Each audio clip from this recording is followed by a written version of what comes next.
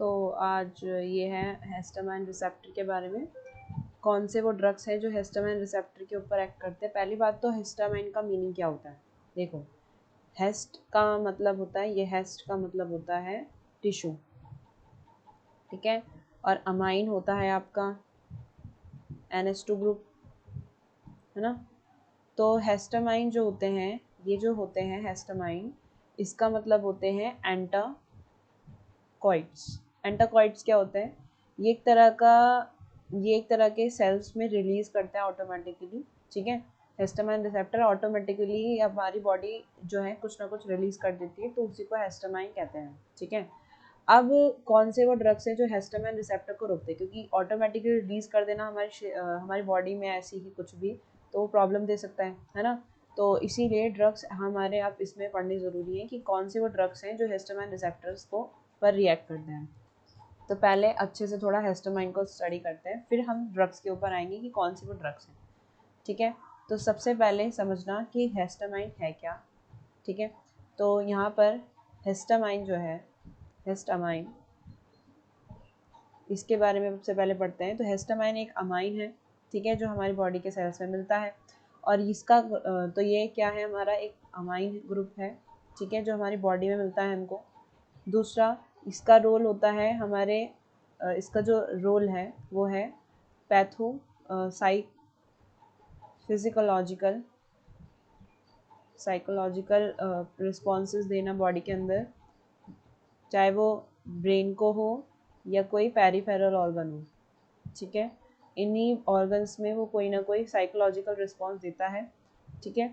और इसका काम जो है, जो हमारे इम्यून सिस्टम उसका रिस्पॉन्स करना भी है, इम्यून को रिस्पॉन्स भी करता है ये कुछ ना कुछ, ठीक है।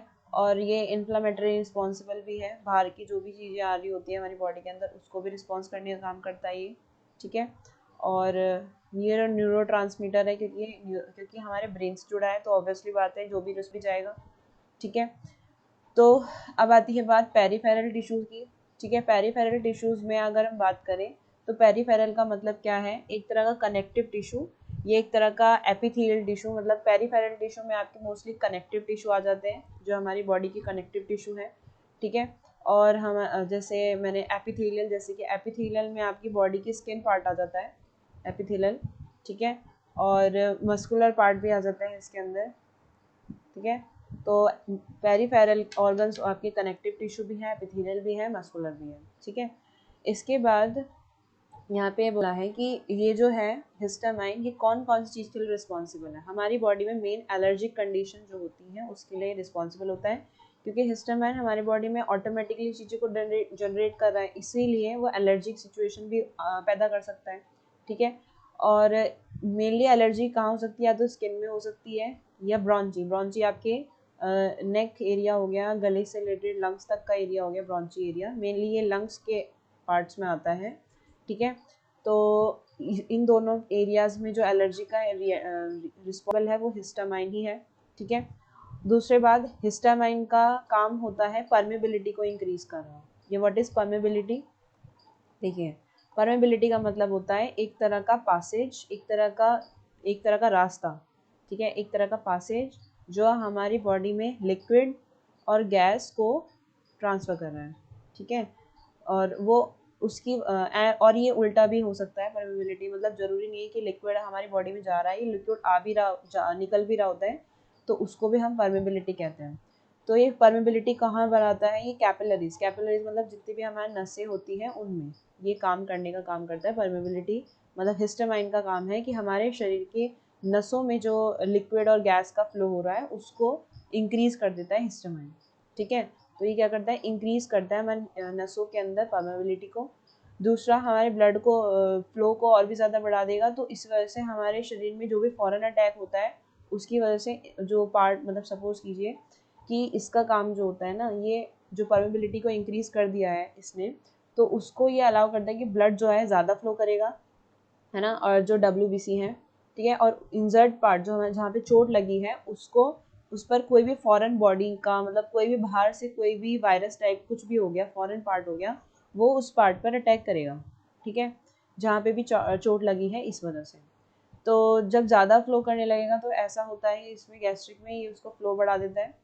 नेक्स्ट चीज़ क्या आती है, नेक्स्ट चीज़ मैं बताऊँ, जैसे देखिए इसके बाद आती है कुछ चीज़ें कि जो ये परमेबिलिटी के बाद हमारा जो हिस्टामाइन है ये पेरिटल सेल्स को भी रेगुलेट करता है। उसके अंदर मतलब जो हिस्टामाइन की हम बात कर रहे हैं, हिस्टामाइन जो है वो हमारे बॉडी के सेल्स जो होते हैं पेरिटल सेल्स जो होते हैं उनमें सिक्रीट करता है गैस्ट्रिक एसिड को। गैस्ट्रिक एसिड आपका पेट का सारा गैस्ट्रिक एसिड, सारा वो पेट के एसिड को सारा गैस्ट्रिक एसिड बोलते हैं। तो अब ये काम है हिस्टामाइन के, हम काम पढ़ रहे हैं ना इसीलिए। दूसरी चीज़ क्या है, हमारे जो सेंट्रल नर्वस सिस्टम है, ठीक है, सेंट्रल नर्वस सिस्टम में आपका ब्रेन और आपके स्पाइनल कॉर्ड आते हैं, ठीक है, स्पाइनल कॉर्ड आते हैं।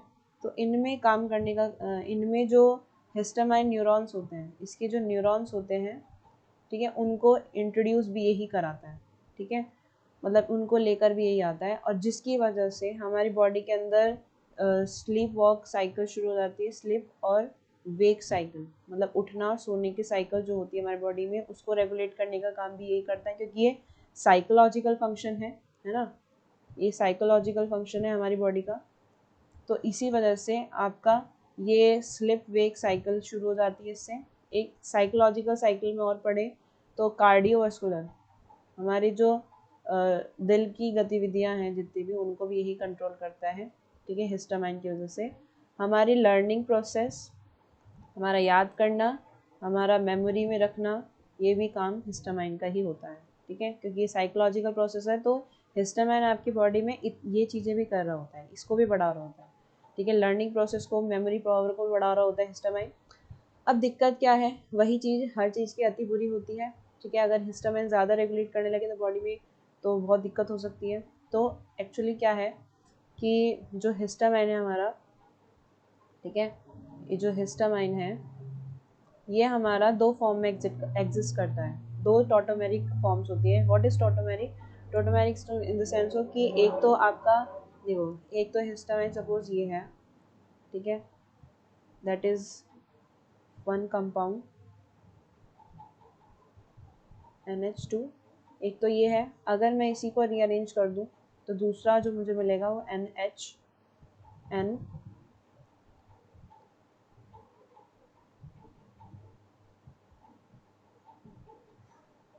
NH2, ये डबल बॉन्ड, ठीक है। तो ये दोनों क्या है, टॉटोमर्स हैं। टॉटोमर्स मतलब इसमें जो मेन ग्रुप्स वगैरह होते हैं वो आगे पीछे अरेंज हो जाते हैं, जैसे इधर डबल बॉन्ड हो गया, ये आगे पीछे अरेंज है, इसी वजह से ये क्या है, टॉटोमर्स हैं और हिस्टामाइन के, ठीक है। अब ये दो फॉर्म में एग्जिस्ट करते हैं। एक तो आपका इस वाले पार्ट को हम यहाँ पर इसका पाई बॉन्ड आ रहा है, इसका टॉर्क इधर है, ठीक है, तो इसी वजह से एन पाई वाले को एन पाई वाला हिस्टामाइन, ओके, और एक एन टॉर्क वाला हिस्टामाइन, दो फॉर्म में एग्जिस्ट करता है ये, ठीक है। तो ये हो गए हिस्टामाइन की दो फॉर्म्स, टू फॉर्म्स, ठीक है। अब नेक्स्ट आती है आपका कि जो साइकोलॉजिकल कंडीशन में क्या होता है कि अगर हमारे शरीर में एमिनो ग्रुप जो है 9.3 होना चाहिए। देखो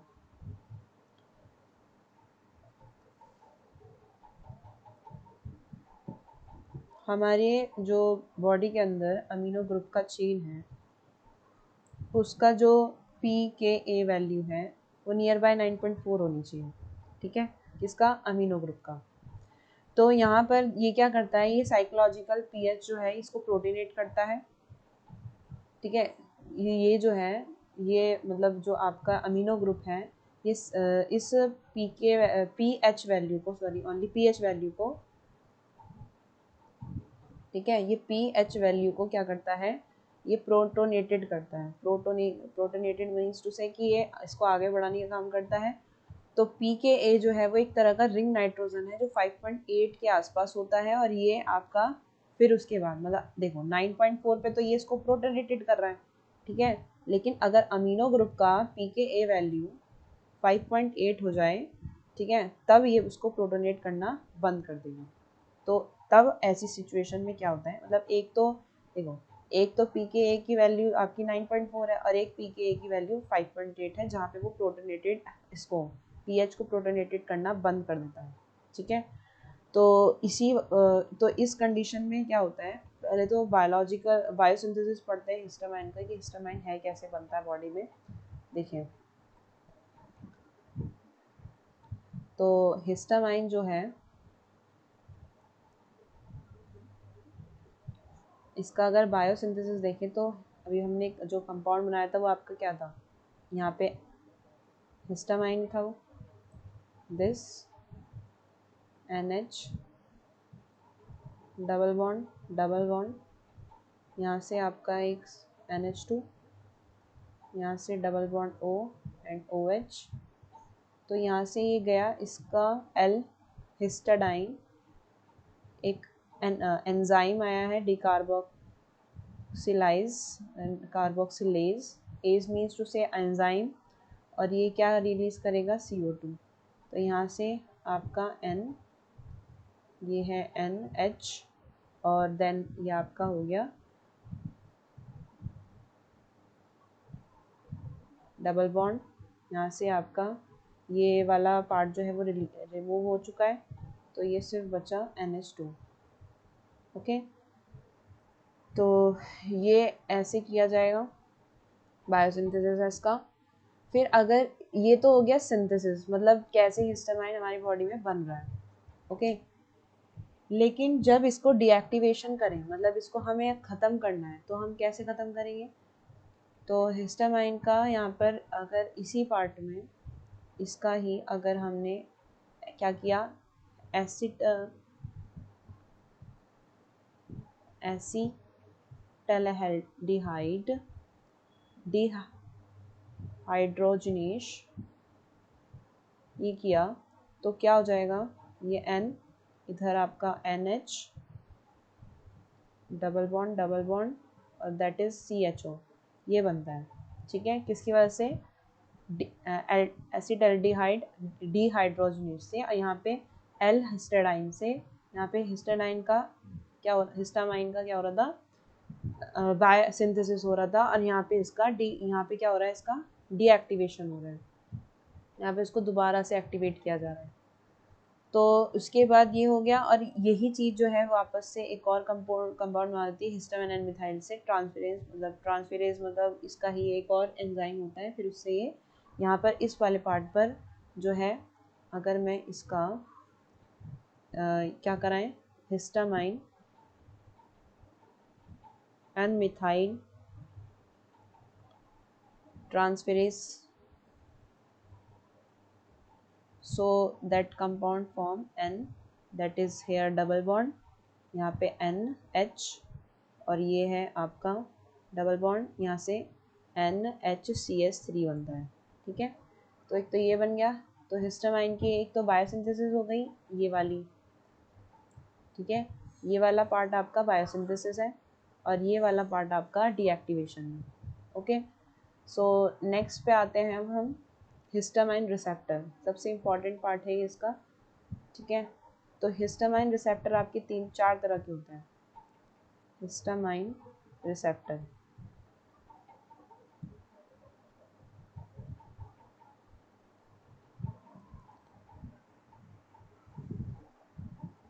देखिए, तो हिस्टामाइन रिसेप्टर आपके 3-4 तरह के हो गए आपके, एक H1, H2, H3 and H4। तो एक एक करके इनको समझते हैं कैसे कैसे। देखिए, सबसे पहले H1 रिसेप्टर जो होता है ना, वो हमारे स्मूथ मसल्स में पाया जाता है। कहाँ पे, स्मूथ मसल्स में, और ये जो है मेनली आपके सेंट्रल नर्वस सिस्टम में भी होता है। ये आपके स्मूथ मसल के साथ एंडोथीलियम पे भी मिलता है और सेंट्रल नर्वस सिस्टम पे भी मिलता है। ये एंडोथीलियम क्या है, ये एंडोथीलियम आपका स्मूथ मसल्स ही होते हैं। ठीक है, और कुछ अलग से नहीं है इसका। और जो अब ये क्या करते हैं, बाइंडिंग मतलब होता है हिस्टामाइन की को रोकना, बाइंड करना। ठीक है। तो हिस्टामाइन H1 जो होता है जब ये बाइंड करता है तो क्या क्या करेगा, तो किस किस रीज़न से ये हिस्टामाइन 1 जो है वो रुकता है। पहला तो वे हो गया वासोडिलेशन, ठीक है, वासोडिलेशन हो गया, कॉजेज है इसकी बाइंडिंग के, ऑफ बाइंडिंग। अगर हिस्टामाइन 1 को अगर हम बाइंड कर देते हैं तो किस वजह से ये बाइंड होता है, तो रीजंस हैं वैसोडिलेशन की वजह से, या हमारी ब्रॉन्चो कंस्ट्रिक्शन, मतलब हमारी जो लंग्स के अंदर जो ब्रॉन्चीज होती है अगर वो उनका कॉन्स्ट्रिक्शन होने लगे तब ऐसा होता है। या सेल्स जो होते हैं हमारे कौन से वाले एंडोथीलियल सेल्स अगर सेपरेशन हो जाए उनका, तब ऐसा होता है। नेक्स्ट, आपके शरीर के अंदर अगर किसी इंसेक्ट ने काट लिया है, इंसेक्ट के स्टिंग से भी ऐसा होता है, और उससे क्या होने लगती है, इचिंग होने लगती है। ड्यू टू इचिंग भी हमारा जो हिस्टामाइन 1 है उसके अंदर, क्योंकि ऑल अबाउट इंसेक्ट का स्टिंग कहाँ जाएगा, आपके मसल्स के अंदर जाएगा, और फिर उसके बाद उसके अंदर इचिंग होगी और वो हिस्टामाइन 1 को इफेक्ट करेगा, है ना, इसीलिए वो बाइंड हो जाएगा। ऑल अबाउट कि हम यहाँ पे ये देख रहे हैं कि कौन कौन से रीज़न ये होते हैं जिसकी वजह से आपका H1 जो है इफ़ेक्ट होता है, ठीक है। तो यहाँ पर ये थोड़ा इसमें एक बीमारियाँ आ जाती हैं, कौन कौन सी, ये तो आपके कॉजेज हो गए, रीजन जिस वजह से वो हिस्टामाइन 1 बाइंड हो रहा है, बाइंडिंग हो रही है उसकी। तो जो बीमारियाँ हो गई वो आपके सिम्टम्स आ जाते हैं, एलर्जिक, रेहिनिटिस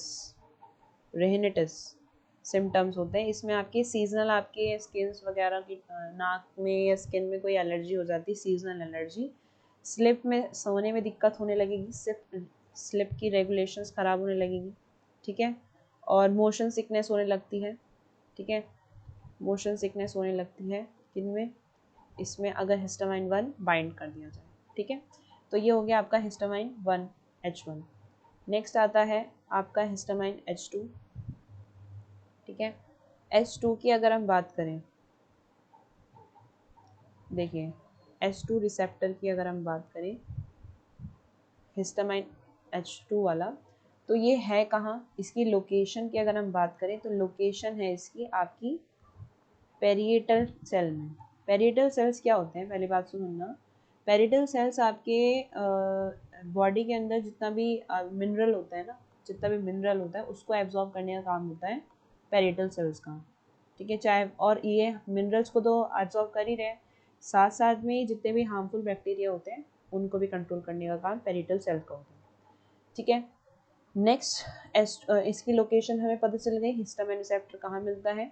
तो ये जो हिस्टामाइन रिसेप्टर है ये स्टिमुलेट क्या करता है, ये निकालता क्या है, ये गैस्ट्रिक एसिड का सिक्रीशन करेगा, ऑब्वियसली बात है, क्योंकि ये क्या कर रहा है, मिनरल्स को क्या कर रहा है, एब्जॉर्ब करने का काम कर रहा है। अब मिनरल्स एब्जॉर्ब कब होंगे, जब गैस्ट्रिक एसिड निकलेगा, है ना, हमारे पेट के अंदर। तो ये हो गया हिस्टामाइन रिसेप्टर सेकंड वाला। अब बात आती है हिस्टामाइन थर्ड रिसेप्टर, ठीक है। हिस्टामाइन थर्ड वाला जो है इसमें क्या, ये आपका कहाँ मिलता है, इसकी लोकेशन कहाँ पे है, इसकी लोकेशन होती है CNS, मतलब सेंट्रल नर्वस सिस्टम में होती है, ठीक है। और ये थोड़ा बहुत आपका पेरिफेरल नर्वस सिस्टम में भी देखने को मिलता है, मैंने स्टार्टिंग में बताया था पैरल नर्वस सिस्टम, ठीक है, वहाँ पे भी आपका ये देखने को मिलता है, ठीक है। मतलब CNS में भी और पेरिफेरल नर्वस सिस्टम, दो जगह पे इसकी लोकेशन है। दूसरा, अगर हिस्टामाइन थर्ड वाले को अगर बाइंड कर दिया जाए, बाइंड किस रीज़न से होता है, इसकी बाइंडिंग के कॉजेज़ क्या हैं, इसके कॉजेज़ के बाइंडिंग के रीज़न है कि नहीं, इसमें कॉजेज़ तो नहीं कह रखे, लेकिन आपको ये बता रखा है कि अगर ये बाइंड हो जाए तो क्या होता है हमारी बॉडी में। अगर हिस्टामाइन थर्ड रिसेप्टर जो है बाइंड कर दिया जाए, बाइंड हो जाए, तो उसके रिजल्ट होता है कि हमारी बॉडी के अंदर क्या कर देगा, डिक्रीज कर देगा किसको, न्यूरो ट्रांसमीटर को उसको रिलीज़ करना ज़्यादा शुरू कर देगा। और साथ साथ में एसिटाइलकोलिन जो है, और नॉरफोरिन, नॉरएपिनेफ्रिन, और एक और होता है आपका सेरोटोनिन, इनको जो है रिलीज़ करना शुरू कर देता है हमारी बॉडी में। और जब ये रिलीज़ होंगे तो आपने पहले भी एसिटाइलकोलिन का पढ़ा था, जब हम कोलिन रिसेप्टर पढ़ रहे थे, कि एसिटाइलकोलिन जब ज़्यादा कम निकलने लगेगा तब हमारा S3 रिसेप्टर एक्टिव होने लगता है, मतलब बाइंड होने लगता है, बंद होने लगता है। लास्ट आपका होता है H4 रिसेप्टर, ठीक है। अब आती है H4 रिसेप्टर के बारे में। तो H4 रिसेप्टर क्या है? H4 रिसेप्टर मेनली कहाँ पे पाया जाता है? ये आता है, इसकी लोकेशन होती है बेसोफिल्स, बेसोफाइल्स इसकी लोकेशन है ये, ठीक है। That is the location of the H4 receptor and ये आपका बोन मैरो में भी है। Bone marrow, bone marrow means to say RBC और प्लेटलेट्स आपकी हड्डियों में होती है, ठीक है। तो बोन मैरो आपकी हड्डियों के अंदर जो आरबीसी और प्लेटलेट्स होती है उन्हीं को हम बोन मैरो कहते हैं, ठीक है। और बेसोफाइल्स आपका इम्यून सर्वेलेंस, आपके बॉडी के अंदर जो इम्यून सिस्टम है उसको बचाने का काम ये करता है बेसोफाइल्स, ठीक है। और ये आपके शरीर के अंदर जितने भी कैंसर सेल्स होते हैं उनको भी डिस्ट्रॉय करने का काम बेसोफाइल्स का ही होता है। अब सपोज करिए हिस्टामाइन थर्ड आपके ऐसी जगह पे है जहाँ कैंसर सेल्स जो है डिस्ट्रॉय हो रहे हैं, अगर ये बाइंड करने लग जाए, अगर H4 रिसेप्टर बाइंड हो जाए तो ऑब्वियसली बात है कैंसर सेल्स बनने लगेंगे, है ना, क्योंकि बेसोफाइल्स पर इफेक्ट पड़ रहा है। तो इसीलिए, और ये खास में मतलब ज़रूरी नहीं है बेसोफाइल्स के आसपास ही मिले, ये थाइमस में भी मिलता है। थाइमस मतलब आपका वो पार्ट जहाँ पे WBC को एक्सपर्ट बनाने की कोशिश की जाती है। स्मॉल इंटेस्टाइन में भी देखने को मिलता है H3 रिसेप्टर, ठीक है। ये लोकेशन की बात हो रही है सारी, all about we are talking about here the location of H4 receptor. तो थाइमस स्मॉल इंटेस्टाइन में भी है ये, और फिर आपका स्मॉल इंटेस्टाइन हो गया, स्प्लीन में भी मिलता है ये, ठीक है। स्प्लीन आपका क्या है, जो ब्लड को फिल्टर करने का काम करता है, और कॉलॉन भी आपका ब्लड फिल्टर काम करता है, ठीक है। तो ये हो गई इसकी लोकेशन। और मेजर रिसेप्टर जो है वो आपका मेजर रोल प्ले करता है कैमोटेक्सिस के लिए। What is कैमोटेक्सिस? कैमोटेक्सिस एक तरह का वाउंड, आँख में जख्म को हील करने का काम करता है कैमोटेक्सिस, ठीक है। तो H4 रिसेप्टर का ये हो गया हमारा, ठीक है। अब हमने चारों रिसेप्टर पढ़ लिए।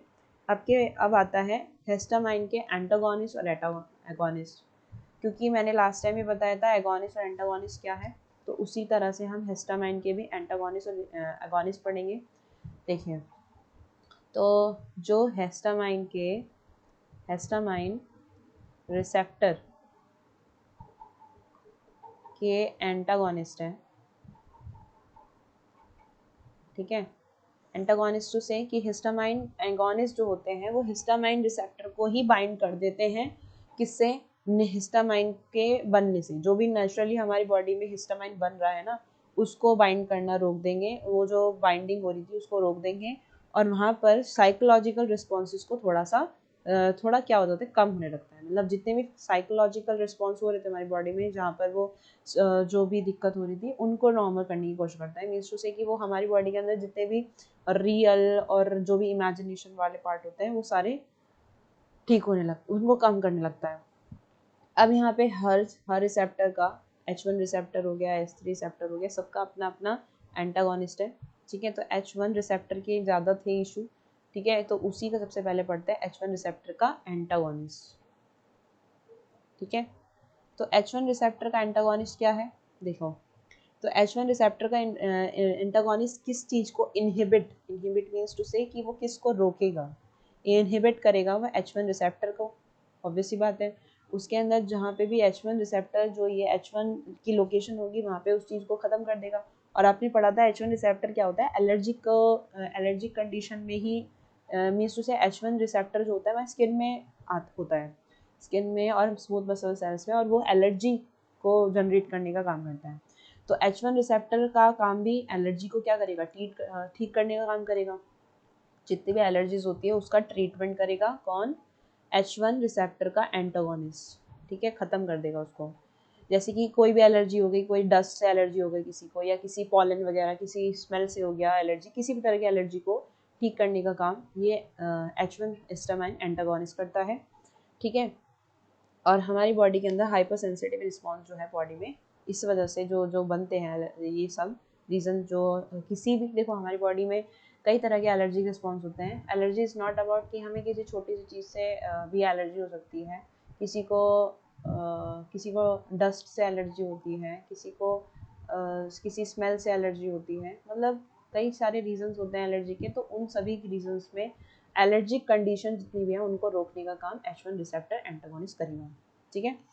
फिर इसके ये ट्रीटमेंट एलर्जीज को तो कर ही रहा है, साथ साथ में इसका ये एलर्जीज में कौन कौन से ड्रग्स आ जाते हैं, क्योंकि हम एंटागोनिस्ट मीन्स जैसे कि एक ड्रग पढ़ रहे हैं, तो वो कौन कौन से ड्रग्स होते हैं जो इसको ठीक करेंगे।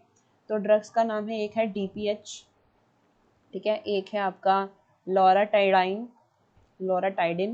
एक होता है क्लोरफेनाइरामीन, ठीक है, एक होता है आपका सिटाजाइन, एक है मैक्लाइजीन। ये सारे ड्रग्स हैं जो इस रिसेप्टर के इकलौते हैं, ठीक है, हाँ इकलौते तो नहीं, खैर 5 है। तो DPH क्या है, एलर्जी कंडीशन को ठीक करता है, जो भी माइल्ड सिम्टम्स होते हैं उनको ठीक करेगा, ठीक है ये। और लोकाराडिन जो है ये भी एलर्जी कंडीशन को करता है ठीक, लेकिन थोड़ा सा CNS के लिए लो पेनिट्रेशन भी आने लगता है, नॉन सेडेटिव होता है ये।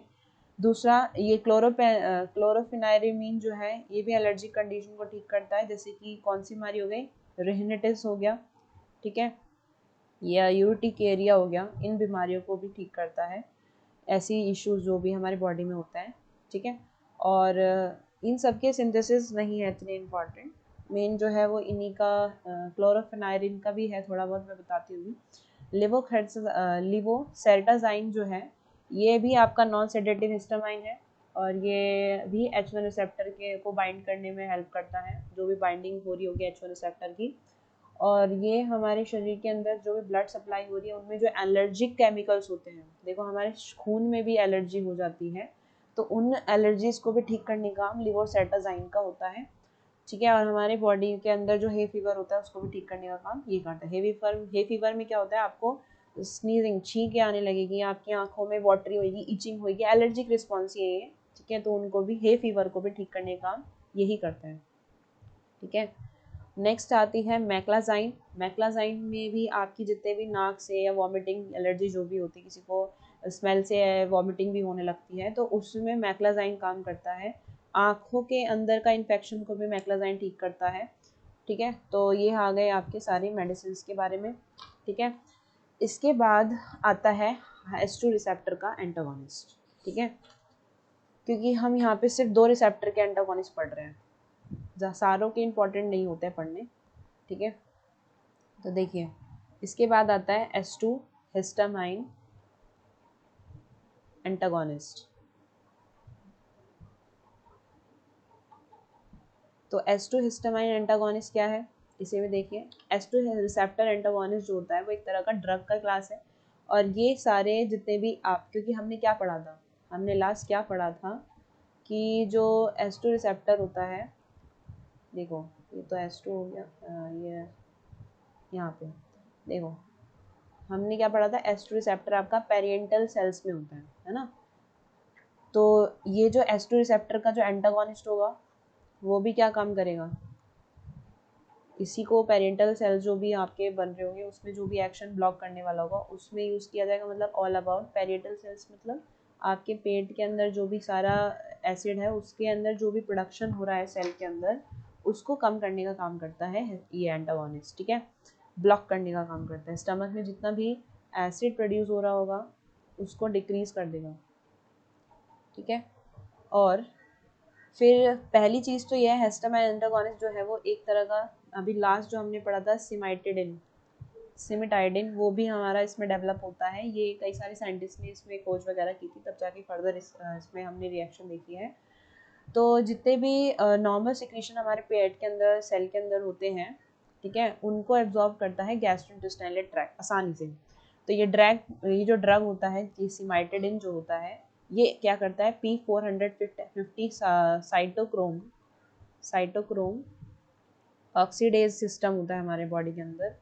ये कौन सा सिस्टम है, ये जो सिमाइटिडिन है ना वो इस सिस्टम को रोकता है। और ये कौन सा सिस्टम है, ये हमारे शरीर का एक ऐसा सिस्टम है जहाँ पे कई सारे एंजाइम जो हैं वो ड्रग को मेटाबॉलिज्म करने का, या फिर हमारे लीवर को हाई लेवल का जगह पर ये मिलते हैं ये सिस्टम, ठीक है। और इसको रोकने का काम करता है ताकि ड्रग्स का मेटाबॉलिज्म जो है, ड्रग्स का जो बॉडी के अंदर प्रोसेस है, मेटाबॉलिज्म क्या होता है हमारे बॉडी के अंदर जितने भी सारी एक्टिविटीज़ हो रही है ना, केमिकल एक्टिविटीज़ जो भी एक्टिविटीज़ हो रही है उसी को मेटाबॉलिज्म कहा जाता है, ठीक है। और सिमाइटिडिन जो है वो उसी मेटाबॉलिज्म को क्या कर रहा है, रिड्यूस करने का काम कर रहा है, ठीक है, डिक्रीज कर रहा है। किसका मेटाबॉलिज्म डिक्रीज कर रहा है? ड्रग्स का मेटाबॉलिज्म। जो हमारे शरीर के अंदर कोई ड्रग जाएगा, ठीक है, कोई भी ड्रग जाएगा उसको उसको कम करने का काम करता है। और फिर यहाँ इसकी वजह से हमारी बॉडी के अंदर, ब्लड के अंदर, अब ब्लड के अंदर देखो सिमाइटिडिन जो था ना, वो हमारे बॉडी के लिए अच्छा नहीं था। ये सही सारे साइंटिस्ट ने रिसर्च की थी। जो अभी हमने लास्ट ही ड्रग पढ़ा है H1 रिसेप्टर में, देखिए नहीं H1 में नहीं पढ़ा, ये एक इसी का रिसेप्टर ही है ये, ठीक है। तो ये जो सिमाइटिडिन है, ये कई सारे साइंटिस्टों ने रिसर्च किया था। तो सिमाइटिडिन जो है वो एक ड्रग मेटाबॉलिज्म है, क्योंकि ये हमारी बॉडी के अंदर जितने ड्रग्स हो उनके मेटाबॉलिज्म को डिक्रीज कर देगा। और साथ साथ में हमारा ये जो सिमाइटिडिन है, ये हमारे ब्लड के अंदर टॉक्सिक चीज़ों को बनाता है। टॉक्सिक जितने भी जहर पदार्थ टाइप के होंगे जो हमारी बॉडी के लिए अच्छे नहीं होंगे, उनको बढ़ाने का काम करता है, ठीक है। तो ये हो गया S2 एंटागोनिस्ट, ठीक है। इसीलिए सिमाइटिडिन को इस्तेमाल करना बंद कर दिया गया। तो कौन सा ड्रग यूज़ करना शुरू कर दिया था फिर उसके बाद? सुनिएगा, देखिए। तो इसकी वजह से हमारी बॉडी के अंदर जो बाकी H2 हिस्टामाइन एंटागोनिस्ट हो गए, तो ऐसे कई सारे हैं जो अच्छे हैं अब, जैसे कि आपका रेनिटाडाइन, ठीक है, फेमोटाडाइन, नीटाडाइजाइन, ये जो है ये क्या करता है, ये सारे ड्रग्स अच्छे होते हैं। ये वो P145 जो एंजाइम वाला जो था, 450 वाला एंजाइम जो था, उनको रोकने का काम नहीं करता। तो ये थोड़ा इसके साइड इफ़ेक्ट्स थोड़े कम हैं, इन तीनों के साइड इफ़ेक्ट्स कम है, इसीलिए इसको ज़्यादा यूज़ किया जाता है एज़ कम्पेयर टू किसका? कैंटाडाइन वाले का, सिमाइटिडिन वाले का, ठीक है। सिमाइटिडिन अच्छा नहीं था क्योंकि वो इस सिस्टम को प्रॉब्लम दे रहा था। अब खुद सोचो हमारी बॉडी में एंजाइम्स बनने बंद हो जाएंगे तो बॉडी नहीं चल पाएगी, इस वजह से हमारी बॉडी में प्रॉब्लम भी हो सकती है। और जब एंजाइम नहीं जाएंगी बॉडी के अंदर, ब्लड के अंदर नहीं जाएंगे, तो तभी तो ब्लड क्या हो जाएगा? टॉक्सिक होने लगेगा। इसलिए सिमाइटिडिन को इस्तेमाल बंद कर दिया। और H2 रिसेप्टर के जितने भी रेटाइडाइन, फेमोटाडाइन और निजाटाइडिन है, इनको यूज़ करना है, क्योंकि ये जो है इनको रोकता नहीं है, ठीक है। तो अब बात आती है इसका सिमाइटिडिन का भी पूछ सकते हैं सिंथेसिस। तो मैं आपको दो सिंथेसिस बताती हूँ, दो ड्रग्स के सिंथेसिस बताती हूँ। एक तो हो गया ये क्लोरोफेनारिन वाला, ये पेपर में पूछा जा सकता है, क्लोरोफेनाइरामाइन। क्लोरोफेनाइरामाइन जो है वो कुछ इस तरह से है, पहले एक बेंजीन ग्रुप, यहाँ पे Cl, और this is here OH N, ये आपका हेटेरोसाइक्लिक कंपाउंड आ गया इधर। अब ये अगर SOCl2 के साथ रिएक्शन करेगा तो यहाँ पे क्या आ जाएगा? ये OH रिमूव हो जाएगा, ठीक है, क्योंकि जो ये SOCl2 है, इसका अगर हमने स्ट्रक्चर इस तरह बनाया, ठीक है, तो यहाँ से जो Cl है वो इसको रिमूव कर देगा और ये हमारा कंपाउंड बनेगा इधर Cl, और ये आपका हो गया Cl आ गया इधर, और यहाँ पे N। फिर इसके बाद क्या आता है? कैटालिटिक रिडक्शन होता है। कैटालिटिक रिडक्शन में क्या होगा? यहाँ से Cl ही रिमूव हो जाएगा और यहाँ से Cl, ये हो गया आपका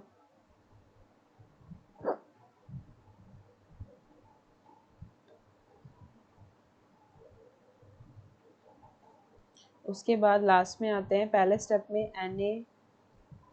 NH2 और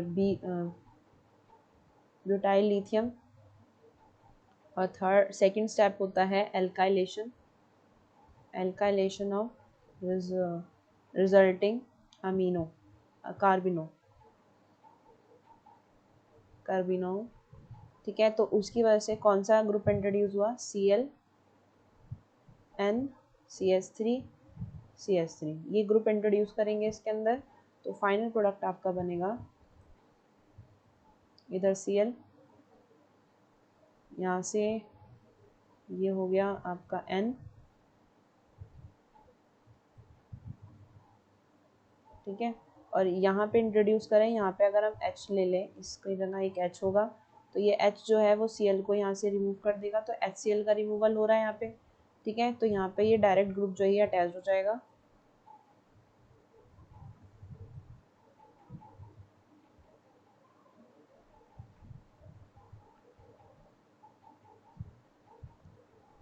ये इस तरह से NCH3CH3, तो यहाँ से जो H उसको रिमूव करके Cl ने HCl निकाल लिया बाहर, ठीक है। और ये कंपाउंड आपका बन जाता है, डायरेक्ट इस पर अटैच हो जाएगा ये। तो ये हो गया क्लोरोफिनाइरामीन का। और जो हमने अभी पढ़ा था जिसके बारे में, जो ड्रग हमारे लिए अच्छा नहीं था एस्ट्रो रिसेप्टर में, जो टॉक्सिक चीज़ें बना रहा था, उसका अगर हम पढ़ें तो वो था सिमाइटिडिन का। सिमाइटिडिन का सिंथेसिस अगर देखें तो ये है कुछ इस तरह से NH, इधर हो गया N, ये है double bond COO ethyl ester group, इधर CH3 आपका, यहाँ पे Na और liquid NH3, and that is here CH2OH, and here is N, there is NH, and there is double bond, और यहाँ पर आ गया CH3, ठीक है, डबल बॉन्ड। फिर इसके बाद यहाँ पे एक ग्रुप इंट्रोड्यूस होता है SH, I just write here SH NNH2, ये ग्रुप इंट्रोड्यूस होता है। तो यहाँ पे जो प्रोडक्ट होगा वो बनेगा फिर फर्दर, यहाँ पे NH, यहाँ पे डबल बॉन्ड N, यहाँ पे डबल बॉन्ड CH3, और दैट इज SNH2, ओके। मतलब ये जो ग्रुप है ना वो डायरेक्ट इससे अटैच होकर इसको रिमूव नहीं करता है। यहाँ पर ये जो OH वाला पार्ट है, यहाँ से ये H के साथ रिएक्ट करके H2O रिलीज कर देगा, H2O रिमूव कर देता है। मतलब अबाउट मैं बताऊँ तो ये H और OH के रिमूवल हो जाएगा, तो H2O रिमूव हो रहा है, ठीक है, इसलिए ये प्रोडक्ट था। तो यहाँ पर फर्दर रिएक्शन में क्या होता है, एक और ग्रुप इंट्रोड्यूस होता है SCH3, और यहाँ पे SCH3, और ये है NCN, ठीक है। और यहाँ पर ये जो इस कंपाउंड जो इंट्रोड्यूस किया है उसका नाम है 3,3 बस बिस मिथाइल थियो एक्रिल नाइट्राइल, ठीक है। तो यहाँ पर ये आपका ग्रुप हो गया, जो कंपाउंड बना N डबल बॉन्ड N, ठीक है, और ये डबल बॉन्ड इधर हो गया आपका CH3, और इधर S N double bond N CN, और ये हो गया SCH3, इधर SCH3। फर्दर रिएक्शन में क्या होता है, मैं नेक्स्ट पेज पे लिखती हूँ। फाइनल कंपाउंड जो बनेगा हमारा वो है इसके रिमूवल CH3NH2 और MES, जो कि N मिथाइल है, भी हो सकता है, लिखा जा सकता है। तो यहाँ पर इसको हमने रिएक्ट किया तो कंपाउंड आपका फाइनल बनता है ये N डबल बॉन्ड CH3, और यहाँ पर NH, that is SNH double bond NCN, and there is NH and there is CH3, okay. तो ये आपका है सिमाइटिडिन, जिसका ही सिंथेसिस हम पढ़ रहे थे। अब आती है बात नेक्स्ट जो है कुछ इसके बाद रेंटाडाइन की भी सिंथेसिस दे रखी है, उसको आप देख लीजिएगा। तो ये हो गया आपका हिस्टामाइन के बारे में, जिसमें हमने अब तक कई सारे रिसेप्टर के बारे में, 2 रिसेप्टर के एंटागोनिस्ट के बारे में पढ़ा, क्योंकि यही मेन है। बाकी तो हिस्टामाइन इतनी ज़्यादा प्रॉब्लम नहीं करते हमारी बॉडी में अगर ख़राब हो जाए थे, ठीक है। आई होप समझ में आया होगा। Thank you.